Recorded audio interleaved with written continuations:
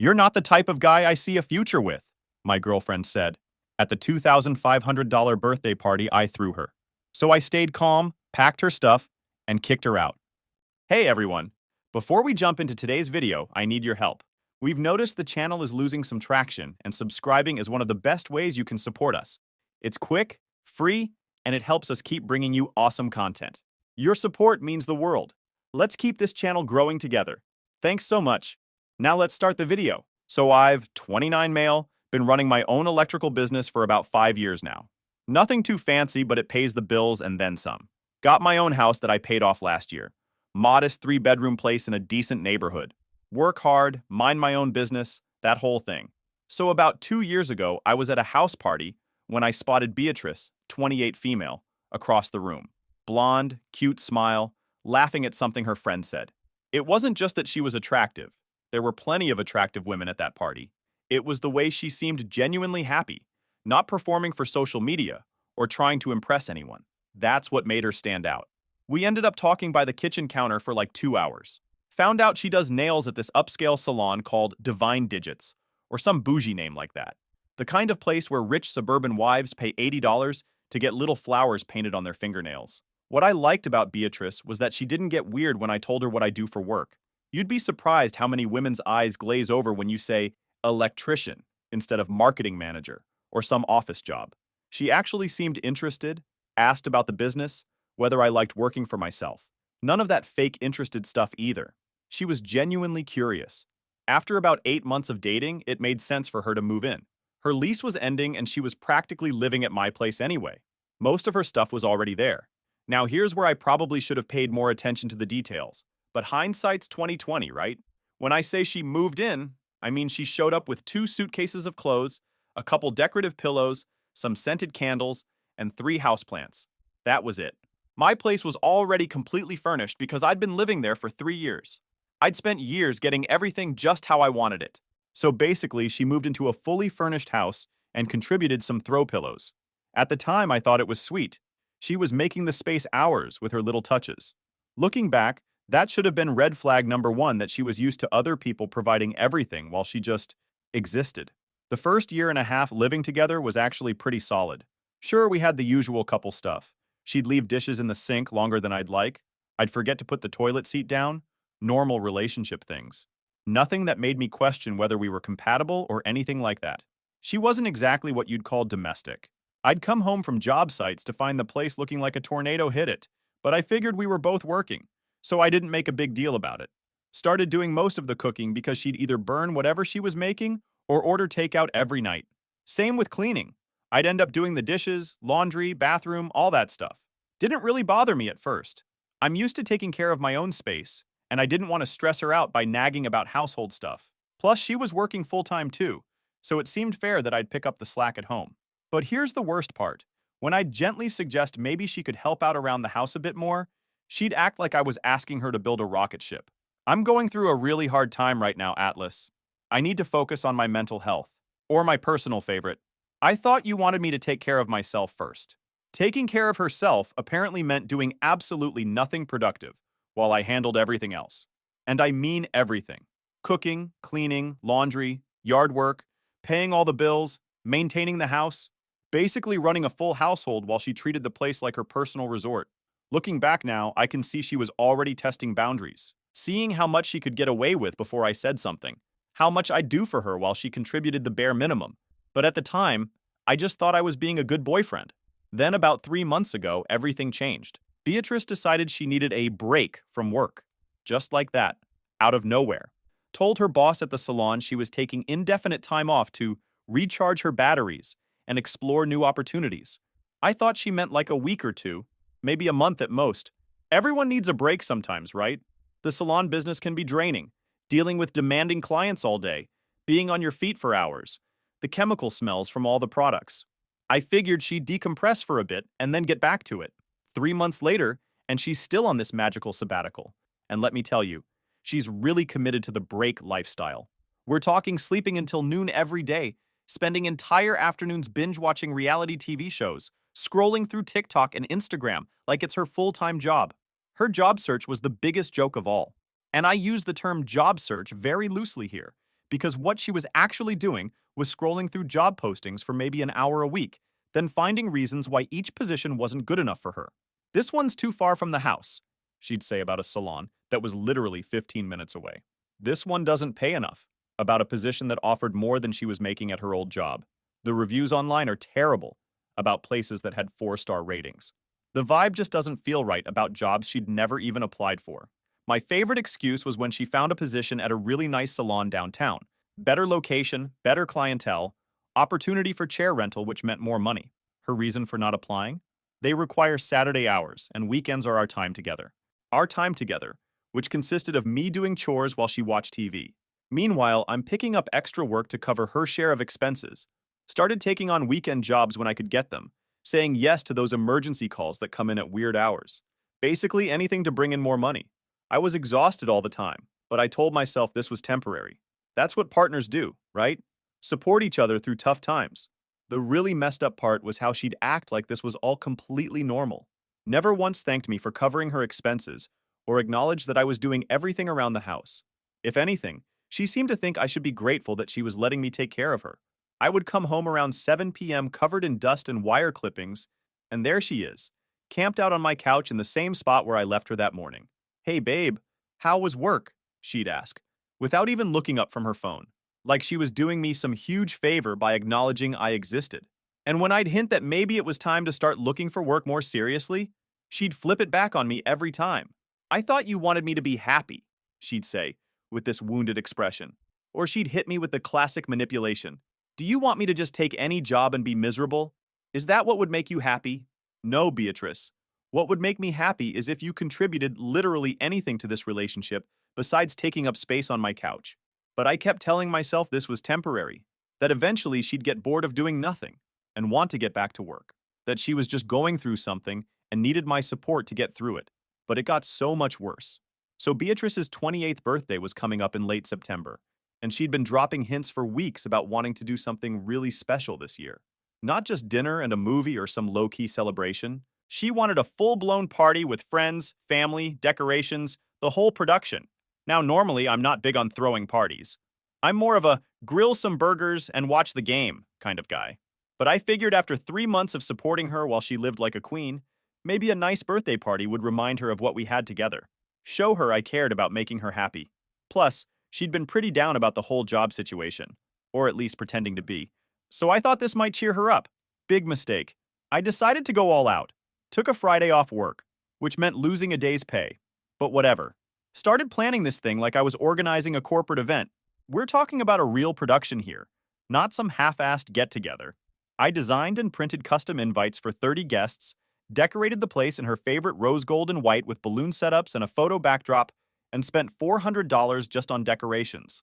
I hired her favorite Mediterranean catering for nearly $800, and even brought in a professional bartender with a full setup for $300, not counting the alcohol I bought separately. I wanted everything to be perfect, even invited people I didn't like because they mattered to her. The hardest one was her birthday gift. She'd been talking for months about wanting to redecorate our bedroom, saying it felt too masculine and needed more feminine energy or whatever. So I found this local artist through Instagram who does custom paintings and commissioned a piece specifically for above our bed. I showed the artist pictures of Beatrice, told her about her style, her favorite colors, what kind of vibe she was going for. The artist created this gorgeous abstract piece with flowers and gold accents that looked like something you'd see in a fancy hotel. Cost me $800 and took 2 weeks to complete, but it was exactly what Beatrice had been describing. Day of the party, I was running around like a maniac getting everything set up. Started at 7 a.m., moving furniture around to create more space in the living room and kitchen. Set up the bar area on my back patio, arranged all the decorations, made sure the playlist was perfect. Mix of her favorite songs and stuff that would keep the party energy up. The catering company showed up at 4 p.m. to set everything up. Bartender arrived at 5 to get his station ready. By 6 p.m., my house looked like something out of a magazine. I'm talking professional-level party setup that probably cost me close to $2,500 total when you factor in everything. Beatrice spent most of the day at her old salon getting pampered. Hair, makeup, nails, the works. Which I paid for, obviously, because what's another $200 on top of everything else? She looked absolutely stunning when she got home around 5:30, and for a minute I actually felt good about the whole thing. Like maybe this would be worth it. Party officially started at 7 p.m., and honestly, it was going amazing. Everyone showed up. People were raving about the setup. The food was incredible. Bartender was killing it with the drinks. Beatrice was in her absolute element, taking pictures every 5 minutes, posting Instagram stories, playing the perfect birthday girl who was so grateful and surprised by everything. I was actually feeling pretty proud of myself. People kept coming up to me saying things like, "Dude, you really outdid yourself." And Beatrice is so lucky to have someone who does all this for her. Even her mom, who usually treats me like I'm not good enough for her precious daughter, was being nice and thanking me for making the day special. Then around 10 p.m., I went inside to grab more ice from the kitchen freezer. The caterers had used most of what I had, and the bartender was running low. That's when I heard voices coming from the spare bedroom down the hall. The door was cracked open, and I could hear female voices talking. Now, I wasn't trying to eavesdrop or anything. I was just walking by with a bag of ice when I heard my name mentioned. So naturally, I stopped to listen. What guy wouldn't? It was Beatrice talking to her cousin Chelsea, who she's super close with. They talk like every day, and Chelsea knows all her business. I could hear them clearly through the cracked door. "This party is absolutely incredible," Chelsea was saying. "I can't believe Atlas put all this together himself. The decorations, the catering, that painting, everything is perfect." And that's when Beatrice said the words that ended our entire relationship in about 10 seconds. "Yeah, Atlas is nice and all, but he's just temporary, you know? Until I find someone better. He's not really the type of guy you see a future with." I literally froze in the hallway holding that bag of ice. Just stood there like a statue while my girlfriend casually discussed my expiration date at the birthday party I'd planned and paid for entirely by myself, in my own house. Chelsea laughed, not a shocked laugh, but like an amused, "Oh, Beatrice, there you go again," laugh. Then she said something like, "Well, at least he treats you well while you're figuring things out." "Oh, definitely," Beatrice replied. "He's perfect for right now. Takes care of everything. Doesn't pressure me about work. Lets me focus on myself. But long term, I need someone more ambitious. Someone who's going places." Then they started talking about some guy named Derek who'd been sliding into her DMs on Instagram. Apparently, he works in finance, drives a BMW, has an apartment downtown. They were laughing about his messages and how he keeps asking her out. "Are you going to meet up with him?" Chelsea asked. "Maybe after I figure out my exit strategy with Atlas. I mean, I can't exactly afford my own place right now, and he's been so good about covering everything." I couldn't listen to anymore. I walked back to the kitchen, put the ice in the cooler, and spent the rest of the party playing the perfect host while my entire world crumbled around me. Smiled when people talked to me, made the appropriate responses, acted like everything was fine while internally planning her departure. The crazy part was watching her for the rest of the night, knowing what I just heard. She was all over me, thanking me for making her birthday so special, posting couple pictures with captions about having the most amazing boyfriend ever, taking selfies with the custom painting, showing it off to everyone like she was so touched by the thoughtful gift. Meanwhile, I'm standing there knowing she sees me as a temporary convenience until she can upgrade to someone better, someone more ambitious than the guy who owns his own business and house and just dropped $2,500 on her birthday party. Party ended around midnight. Her friends were all hugging me goodbye, telling me what a great job I did, how lucky Beatrice was to have me. If only they knew what she really thought. We did minimal cleanup before bed. I told her we could deal with the mess in the morning since she was tired from all the excitement. She was going on and on about how perfect everything was, how she couldn't believe I'd done all this for her, how much she loved me. I just nodded and smiled while being completely checked out. Because in my head, I was already planning her exit strategy. The same exit strategy she'd been discussing with Chelsea while I was getting ice for the party I threw her. Funny thing about eavesdropping, sometimes you hear exactly what someone really thinks about you. And once you hear it, you can't unhear it. I stayed calm and made a plan. Next morning, Saturday, Beatrice woke up around 11 a.m. still buzzing about the party. Kept going on about how amazing everything was, showing me all the pictures and videos people had posted, reading me comments about what a great boyfriend I was. The irony was incredible. Around noon, she announced her plans for the day. "Delilah and I are going out for birthday round 2, brunch downtown, then shopping, maybe hit a few bars later.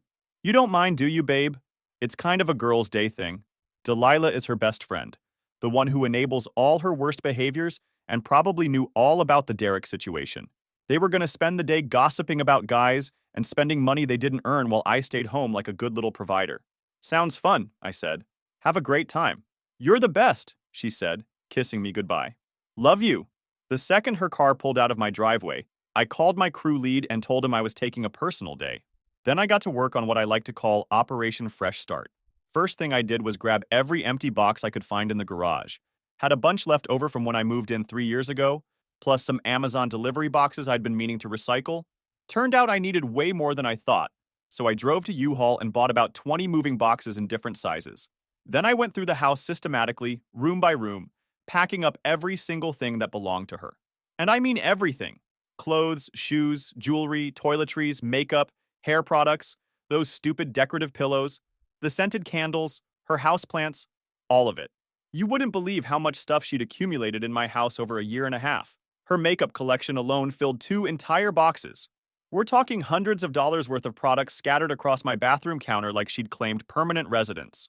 Foundation, concealer, 17 different lipsticks, eyeshadow palettes, brushes, tools I couldn't even identify. It was like clearing out a Sephora stockroom. Found stuff I'd forgotten she even owned. A yoga mat that had never been unrolled.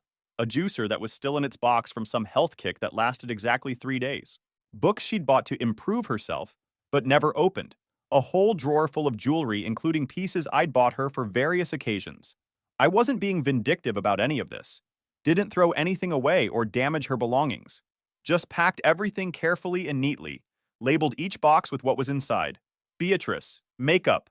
Beatrice, clothes. Beatrice, shoes. That kind of thing. If anything, I was being more organized than she'd ever been with her own stuff. The whole process took about 4 hours. By 4 p.m., I had everything boxed up and ready to go. 15 boxes total, stacked neatly by the front door. Then I did a final walkthrough of the house to make sure I hadn't missed anything. It was weird seeing the place without her stuff everywhere. The bathroom counter was clear. The closet had space again. The bedroom wasn't covered in her clothes. For the first time in months, my house actually looked like my house again. While I was packing, I'd been thinking about what to do with the custom painting I'd commissioned for her birthday. That $800 piece of art hanging above our bed that she'd been showing off to everyone at the party while secretly planning to dump me for some finance bro. I decided to leave it up for now, partly because I'd paid for it, but mostly because I wanted her to see it when she came home. Wanted her to remember that while she was calling me temporary, I was spending my hard-earned money trying to make her happy. Now here's the thing about situations like this. Most guys would have sent angry texts, blown up her phone, maybe even tracked her down at whatever bar she was at to confront her in public. That's exactly what someone like Beatrice would expect. Drama, emotion, begging, arguing. But I'm not most guys. I run my own business, which means I deal with problems professionally and efficiently. When a client doesn't pay their bill, I don't argue with them. I just stop providing service. When equipment breaks down, I don't get emotional about it.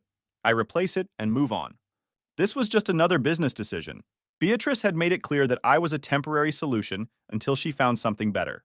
Well, congratulations. Her temporary arrangement was officially terminated.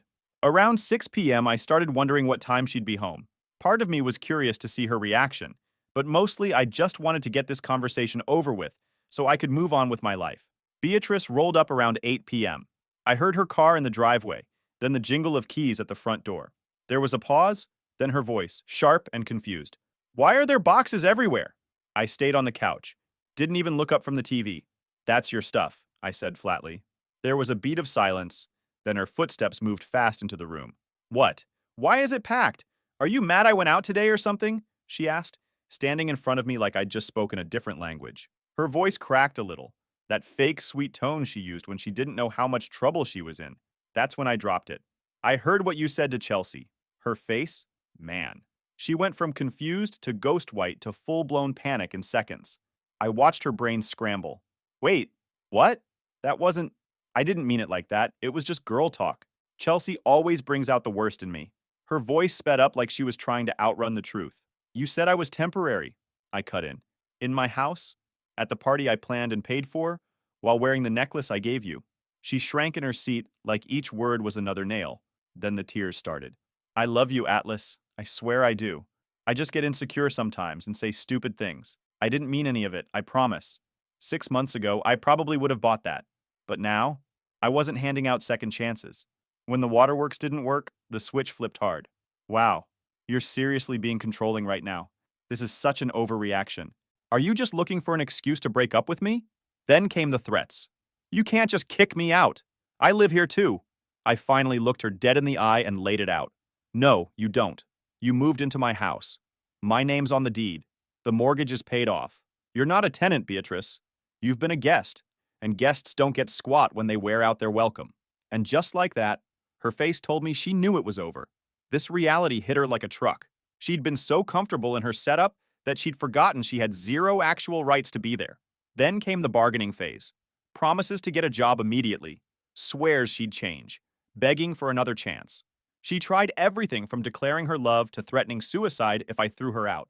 The emotional manipulation playbook got completely exhausted in about 20 minutes.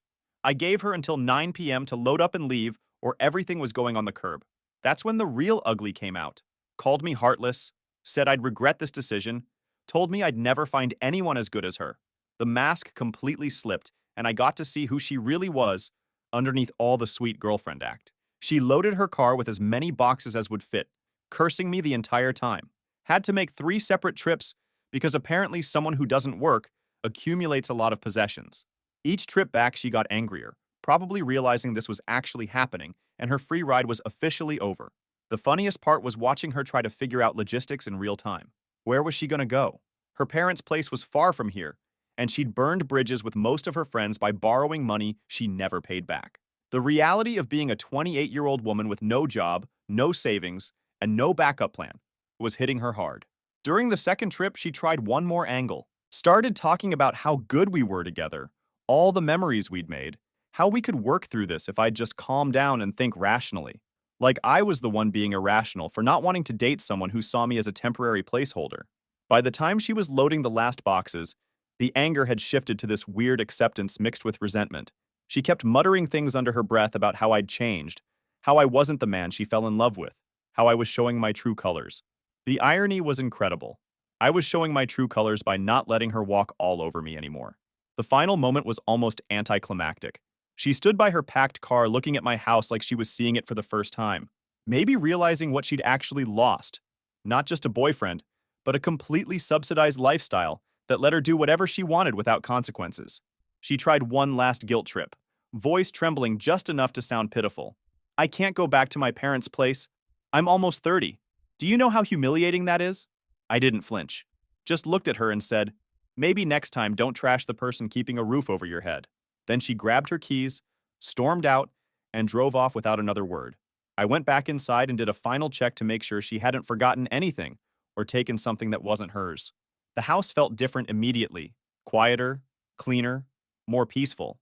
Like this oppressive energy that had been building for months just vanished.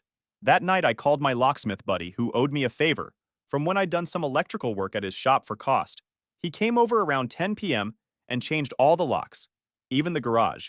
Took him about an hour, and he didn't ask any questions, just handed me the new keys and said he hoped things worked out. By the time I went to bed, it was like Beatrice had never lived there at all. Her scent was gone from the pillows.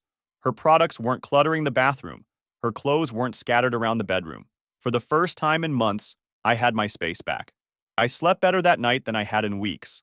No one hogging the covers, no one's alarm going off at random times, no one sighing dramatically when I got up early for work. Just peaceful, uninterrupted sleep in my own bed. But the peace didn't last long. Because apparently when you cut off someone's meal ticket, they don't just quietly accept the new reality and move on with their lives.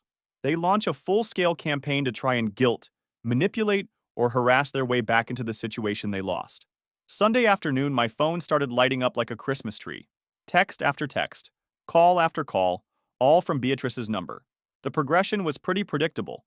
Started with desperation, moved to anger, then back to desperation, with some guilt tripping mixed in. The messages were a masterclass in manipulation tactics. First batch was all apologies and promises to change. How sorry she was. How she'd get a job tomorrow. How she'd never take me for granted again. Real tearjerker stuff that might have worked on some sucker who hadn't heard her real opinion of him. When I didn't respond to the apology tour, she shifted gears to anger. Suddenly, I was immature, heartless, throwing away 2 years over one stupid comment. Amazing how quickly someone goes from begging forgiveness to attacking your character when they realize the guilt trip isn't working. The best ones were the threats about how I'd regret this decision, how I'd never find anyone better, how she was the best thing that ever happened to me, how I'd be crawling back begging her to take me back. The delusion was impressive. This is coming from someone who spent 3 months doing nothing while I paid for everything. By evening, I'd had enough entertainment value from her messages and blocked her number completely. Peace restored, problem solved. Or so I thought. Monday morning, I'm getting ready for work when my phone starts buzzing with notifications from Instagram, Facebook, even LinkedIn somehow. Beatrice had apparently spent her night creating new accounts and messaging me from every platform she could think of. The dedication was almost admirable. Same pattern as the texts: begging, anger, more begging, back to threats. She'd screenshot our old photos together and send them with captions about how happy we used to be. Shared memories about trips we'd taken or things we'd done, trying to make me nostalgic for the good times. What she didn't seem to understand was that those good times were built on a lie. I thought I was dating someone who cared about me and saw a future together. Turned out I was just funding someone's extended vacation while she shopped for my replacement. Blocked her on every platform I could think of. Finally had some peace again. Or at least I thought I did. Tuesday evening, I get a call from a number I didn't recognize. Figured it might be work-related since I'd been bidding on some new commercial projects. Answer the phone and hear a familiar voice. It's Chelsea. Chelsea wanted to mediate and help us work things out like adults. Apparently, Beatrice had been staying with her parents and was absolutely miserable. The poor little princess wasn't used to having rules and responsibilities after months of living consequence-free in my house. According to Chelsea, Beatrice was really sorry and learned her lesson and wanted to talk things through. She tried every manipulation angle in the book. How hurt Beatrice was, how she'd never meant what she said, how relationships require forgiveness and compromise. Look, I know what she said was wrong, Chelsea admitted, but she's been crying nonstop and just wants a chance to explain. Can't you at least hear her out? I let Chelsea talk for a few minutes before pointing out some basic facts. Then she tried the classic, girls say things they don't mean when they're frustrated, excuse. Like I should just ignore what Beatrice really thought about me and pretend everything was fine. That sounded like a recipe for a healthy relationship. The conversation ended when I told Chelsea that if Beatrice had something to say, she could have said it before I heard her discussing my expiration date with Derek from Instagram. Blocked Chelsea's number and thought that would be the end of it. I was wrong. Thursday afternoon, I'm on a job site rewiring an office building when my phone rings. Unknown number again. But this time, it's Beatrice's dad. Never liked the guy.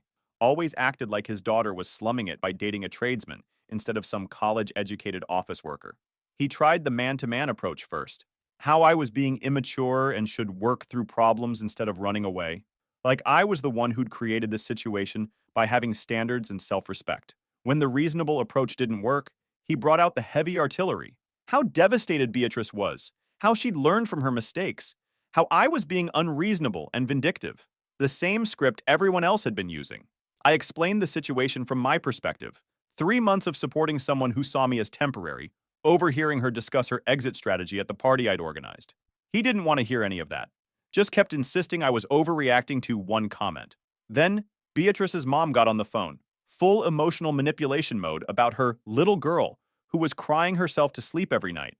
How could I be so heartless? Didn't I care about Beatrice's feelings? Couldn't I find it in my heart to forgive her? I pointed out that their daughter had been living rent-free in my house for months while planning to dump me for someone better. Maybe they should be asking why they raised someone who thinks using people is acceptable behavior. That's when the conversation took a turn. Suddenly, I was being dramatic and vindictive for having boundaries. They couldn't understand why I wouldn't just forgive and forget like a good little doormat. Started getting defensive about their precious daughter and how she was the real victim here. The final straw was when her dad accused me of destroying a young woman's life over my fragile male ego. Like I was supposed to thank Beatrice for the privilege of being her temporary provider while she looked for an upgrade. I told them both exactly what I thought of their parenting and their daughter's character, then hung up. Blocked both their numbers immediately. If they wanted to enable their 28-year-old daughter's victim mentality, they could do it without involving me. The next few weeks were blissfully quiet. No more calls, no more messages, no more intervention attempts from family and friends. Beatrice had apparently exhausted her support network's willingness to fight her battles for her. Life started getting back to normal pretty quickly. House stayed clean, and I had my evenings and weekends back. Started picking up some hobbies I'd neglected, hung out with friends I hadn't seen much while I was playing house with Princess Beatrice. Best part was the mental energy I got back. Wasn't constantly stressed about coming home to chaos, wasn't walking on eggshells around someone's mood swings, wasn't working overtime to support someone who didn't appreciate it. Just peaceful, drama-free living in my own space. About a month later, I heard through mutual acquaintances that Beatrice had moved back in with her parents permanently and was still taking time to figure things out. Apparently, she didn't get her job back after all because her break was way too long. Some people never learn. Her parents were apparently covering her expenses now, so she just transferred her freeloading operation to a new location. Started dating again after a few months. Nothing serious at first, just getting back out there and remembering what it was like to be with someone who actually appreciated my company. The difference was incredible. Women who thanked me for planning dates, who offered to split checks, who had their own careers and interests. Looking back, I'm grateful for that birthday party conversation. If I hadn't overheard Beatrice's real feelings, I might have wasted years with someone who saw me as a stepping stone to something better. Instead, I got my life back and learned to value myself enough not to accept being someone's plan B. Sometimes the trash takes itself out. You just have to be smart enough to leave it on the curb.